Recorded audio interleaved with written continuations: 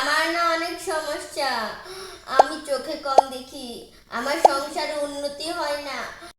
আপনার চিনি পড়া দিয়ে আমাকে এই সমস্যা থেকে দূর করুন।